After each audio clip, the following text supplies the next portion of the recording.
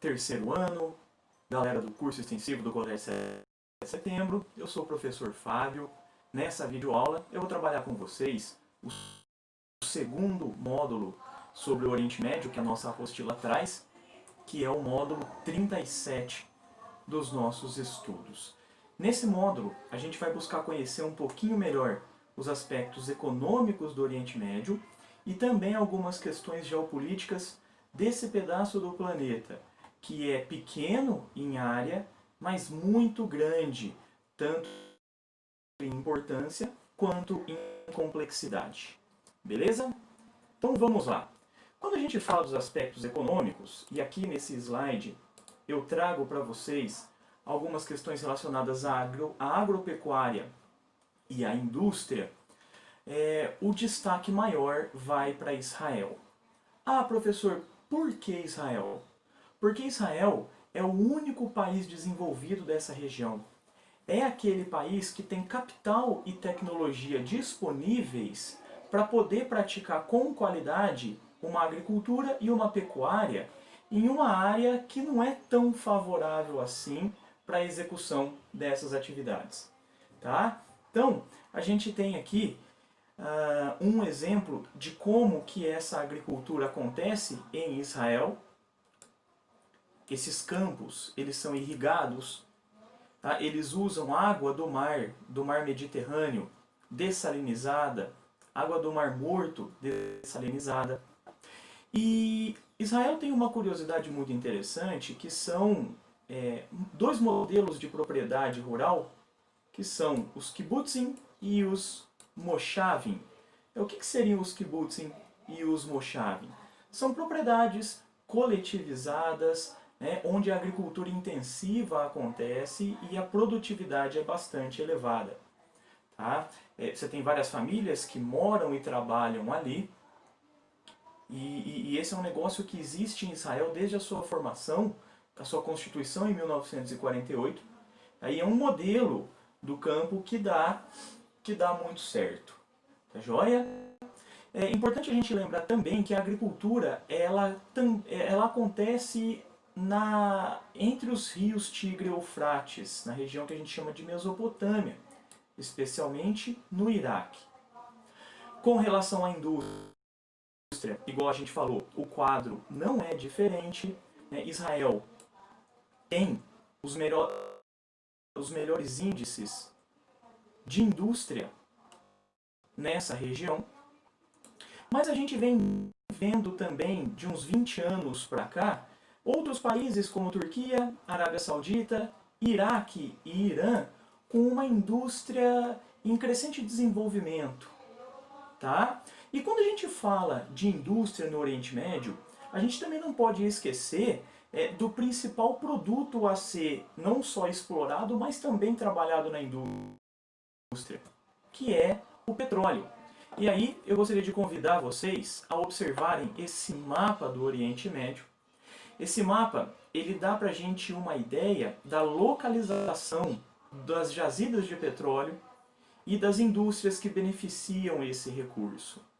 A maior parte do petróleo da região fica em volta do Golfo Pérsico. Galera, guardem esse nome. Do Golfo Pérsico sai mais de 30%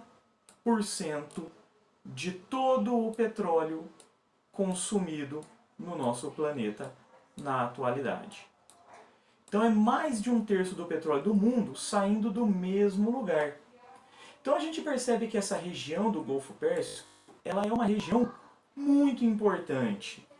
Conflitos nessa região causam medo não só no Oriente Médio, mas no mundo inteiro. Porque guerras envolvendo estes países que circundam o Oriente Médio geram crises do petróleo.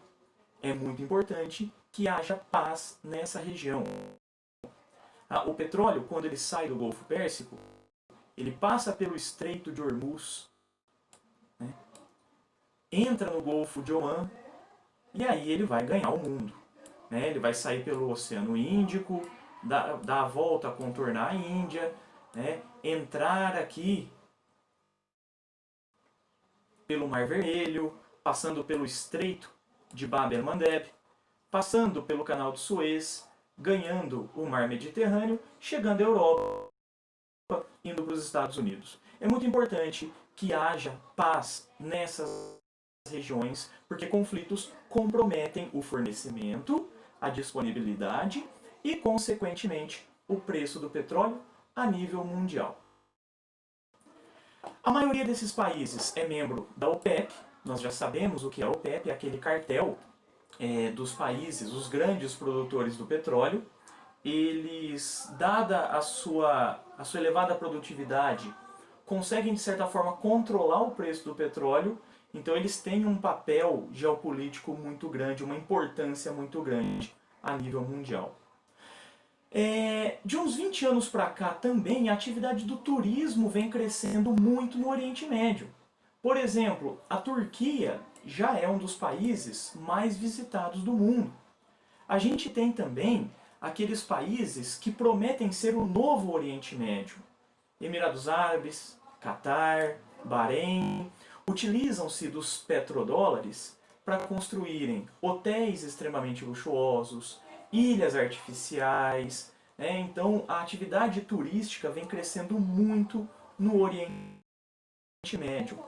Outro motivo também para que haja paz nessa região.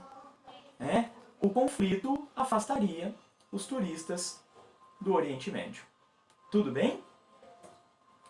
Turma, entrando aqui na segunda parte da nossa aula, quando a gente fala de questões geopolíticas, um dos grandes pivôs de conflitos no Oriente Médio é uma cidade, que é a cidade da Palestina.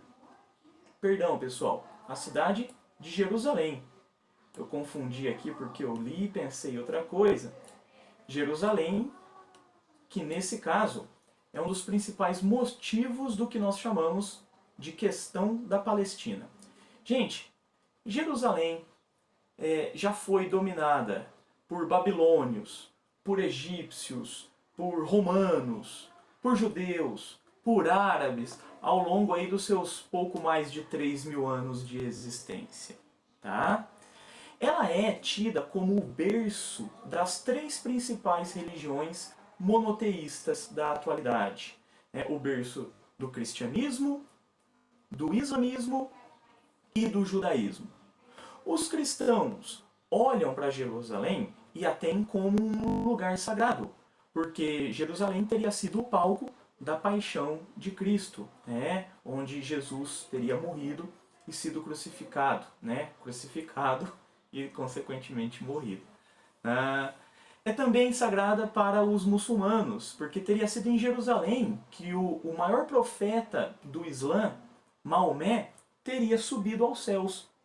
E é também sagrada para os judeus, porque essa cidade teria sido construída pelo rei Davi. E ali, um outro rei, filho de Davi, Salomão, teria construído um grande templo para guardar a Arca da Aliança, onde estariam contidas as leis de Deus. Então a gente percebe que muitos interesses circundam Jerusalém. Tá? E atualmente Israel é o país que mais exerce influência na cidade de Jerusalém. Falando de Israel, o que é Israel? E aqui, levando o nome dessa questão, o que é a Palestina? Israel é um país, a Palestina era para ser, pretende ser, mas ainda não se constitui como um Estado independente. Consequentemente, não é um país de fato. Então, vamos tentar entender essa questão palestina, que envolve israelenses e palestinos, num dos conflitos mais relevantes da atualidade. Tá? É um conflito, pessoal, que nos faz questionar o quão neutra a ONU é. É um conflito repleto de atrocidades, de violações dos direitos humanos. É um conflito que é o mais extenso da atualidade. Ele acontece há mais de 70 anos, ininterruptamente. E vamos tentar entender quem são os israelenses. os israelenses, eles são os habitantes de Israel, majoritariamente judeus, quase que em sua totalidade. Quem são os palestinos? Os palestinos, eles são árabes, muçulmanos em quase sua totalidade, tá bem? Vamos tentar entender que lugar é esse aqui no mapa. Então, eu trouxe aqui um outro mapa, só para a gente localizar esse conflito. Então, vamos dar o nosso zoom maroto aqui, né? Então, a gente chega aqui no Oriente Médio, tá aqui, ó. Israel, essa partezinha amarela, tá? Fronteira com o Egito, fronteira com Jordânia, com Líbano, com Síria, Mar Mediterrâneo aqui, né? Norte da África, sul da Europa. Então a gente está falando dessa região aqui, ok? Deixa eu marcar. A gente está falando desse lugarzinho. A cor não ficou muito boa, mas eu acho que serve pra gente. Beleza? Mas antes, para a gente poder entender, eu gosto muito de trazer um pouco de história para embasar as nossas discussões. A história é talvez o melhor pano de fundo para as questões geopolíticas que a gente tem para discutir, tá? O primeiro mapa, a primeira data, ela é do ano de 1946, mas eu queria voltar na segunda metade do século XIX para contar uma historinha para vocês. Gente, tinha um jornalista austríaco chamado Theodor Herzl, judeu. Ele começa a divulgar uma ideia de que os judeus deveriam retornar à Terra Prometida. Isso na segunda metade do século XIX. Tá? E essa ideia ganha eco. E muitos judeus começam a aderir a esse movimento que fica batizado de movimento sionista, ou sionismo. Esse cara, o Theodor Herzl, é o pai do sionismo. Então, na segunda metade do século XIX, muitos judeus que viviam na Europa, nos Estados Unidos, começam a retornar à Terra Prometida, que é justamente essa região. Galera, vem a década de 30, os regimes totalitários na Europa começam a perseguir de maneira mais violenta os judeus. Vem a Segunda Guerra Mundial, todo mundo sabe o que aconteceu com os judeus durante a Segunda Guerra Mundial, né? E ao fim da Segunda Guerra Mundial, o mundo se sente numa espécie de débito com os judeus. Pô, esse povo foi extremamente perseguido, esse povo sofreu muito nas últimas décadas. E aí, a ONU recém-criada começa a pensar numa forma de criar um lugar para que estes judeus eles possam viver sem medo de serem perseguidos. E aí, não pode ser qualquer lugar. Tipo, a ONU não ia pensar, pô, não vamos botar os judeus no topo do Everest? Ah, nós vamos botar eles na onde? Lá na América do Sul? Então, aonde que os judeus estão? A grande maioria está lá na Palestina. Então, vamos tentar criar um país para os judeus na Palestina. E aí a ONU começa a investigar. Quem que é dono da Palestina? São os britânicos. A Inglaterra, para fazer uma moral com a ONU, fala assim, não, eu dou um pedaço da terra aqui, a gente vai fazer um país para os judeus. Né? Só que tem um detalhe. Tem gente morando aqui. E essas pessoas, eles não são judeus. Eles são árabes. Eles são muçulmanos. Eles são palestinos. Quando a ONU, juntamente com a Inglaterra, divide esse território, tá? Metade para os judeus ficarem em paz e metade para os palestinos, né, não perderem totalmente seu território, a gente já tem todo o cenário da treta armada. Tá? Israel é um país fundado sobre essas condições. E essa criação é extremamente controversa, porque se você perguntar para os judeus, o que você achou da divisão da ONU? O que você achou do plano de partilha da Palestina feito pela ONU? O judeu vai falar, eu não gostei. Porque há muito tempo atrás tudo isso aqui era meu. Então eu acho que tudo tem que ser meu. E se você perguntar para um palestino o que você achou desse plano da ONU, o palestino vai falar, olha, eu não gostei. Porque problema dos judeus que eles foram expulsos. Eu tô em todo esse território. E aí a gente começa a ver o conflito entre israelenses e palestinos. Tá bem? Pessoal, qual a situação desse conflito na atualidade? Israel domina totalmente, quase totalmente essa região. O que é a Palestina? A Palestina não é um país, ela não é um estado reconhecido pela ONU, tá? Os palestinos, eles estão confinados principalmente aqui, nessa região que nós chamamos de faixa de Gaza, e em algumas manchas dentro dessa região que nós chamamos de Cisjordânia. Gente, isso é a Palestina. Israel constrói muros aqui na Cisjordânia para impedir que palestinos saiam dessa região e tentem entrar em Israel. Esse muro pega inclusive Jerusalém, e isso impede os palestinos de circularem livremente por Jerusalém. Essas manchas nessa região que nós chamamos de Cisjordânia são administradas pela Autoridade Nacional Palestina. E tem um grupo terrorista aqui chamado de Fatah, tá? Que tenta por meio da força ganhar influência. A situação é pior na faixa de Gaza, porque quem comanda é um grupo extremista chamado de Hamas, que não reconhece Israel, e olha, o grau dos caras, não reconhecem nem os outros palestinos aqui. Então esses caras, eles são extremamente radicais, né, e estão em conflito constante com Israel.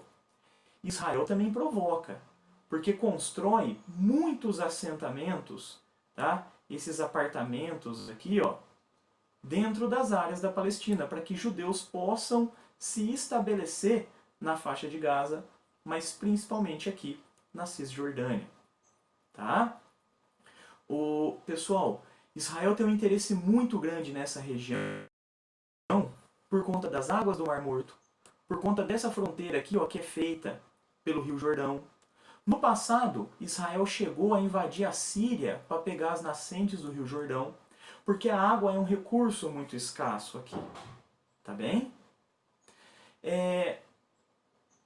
No próximo vídeo que eu vou mostrar para vocês, para a galera aí do terceiro ano, para a galera do curso, a gente vai trabalhar os detalhes, algumas datas, tá? Que são marcantes ao longo desses pouco mais de 70 anos de conflito. Eu não vou me prender a essas datas nesse momento, a discussão delas ainda vai chegar. Eu queria mais era contar a origem desse conflito e tentar mostrar para vocês qual a situação atual dele. Então a gente percebe que Israel tem amplo domínio nessa região. O que impede a paz? A gente tem aqui alguns pontos de tensão entre israelenses e palestinos. O primeiro e talvez principal, Jerusalém, sagrado para os cristãos, mas aqui nesse caso, para os muçulmanos palestinos e para os judeus de Israel. Israel considera Jerusalém a sua capital. Eu acabei esquecendo de falar, a ONU, naquela partilha, disse que Jerusalém seria uma cidade internacional, que nenhum povo dominaria Jerusalém.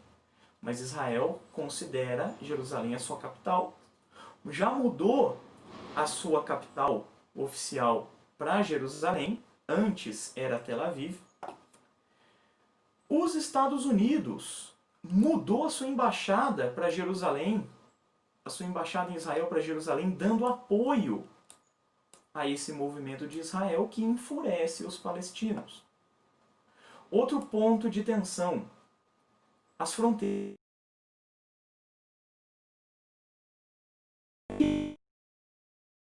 Por Israel. Vocês estão percebendo que eu já falei o nome da ONU 2 vezes? Será que não dá para questionar a ONU? Cadê a ONU hoje? Né? A questão dos assentamentos. Olha esse número aqui. Dentro dos territórios de maioria palestina hoje, existem mais de 500 mil judeus que moram nesses assentamentos, nessas construções que Israel faz. Então é muita afronta. A gente tem a questão da água, que eu expliquei para vocês. Israel está de olho na nascente no curso do Rio Jordão. É uma fonte de água abundante numa região desértica. E nós temos também os grupos palestinos. O grupo Fatah, ali na Cisjordânia, nas proximidades do Rio Jordão. Um pouco mais moderado, mas ainda que usa força. Tá? E o mais famoso deles, o Hamas, na faixa de Gaza, que vira e mexe, está bombardeando e sendo bombardeado por Israel. Ok? O último capítulo diplomático envolvendo a Palestina acontece no ano de 2012, onde na ONU teve uma votação sobre o status da Palestina. Então, para a ONU, o que é a Palestina? A Palestina, ela tem o status de Estado observador não membro. O que isso significa? Significa dizer que a Palestina não é um Estado de fato aos olhos da ONU. Mas os representantes palestinos, no caso os representantes da Autoridade Nacional Palestina, podem frequentar a Assembleia Geral da ONU, podem participar dos debates, mas não têm poder de decisão. Tá? Esse mapa mostra, em 2012, quem votou a favor desse status da Palestina, quem votou contra, quem se absteve e quem não participou. Tá? O próximo passo seria o reconhecimento do Estado palestino. Mas isso anda muito enrolado nos bastidores da ONU. Tá? De novo, olha quantas vezes eu falei o nome da ONU na questão palestina. Gente, eu me atrevo a dizer que se tivesse muito petróleo em Israel e na Palestina, essa situação já teria sido decidida, por bem ou por mal. Assim como se Iraque plantasse cenouras ao invés de extrair petróleo, ninguém daria importância para o Iraque. Pronto, falei.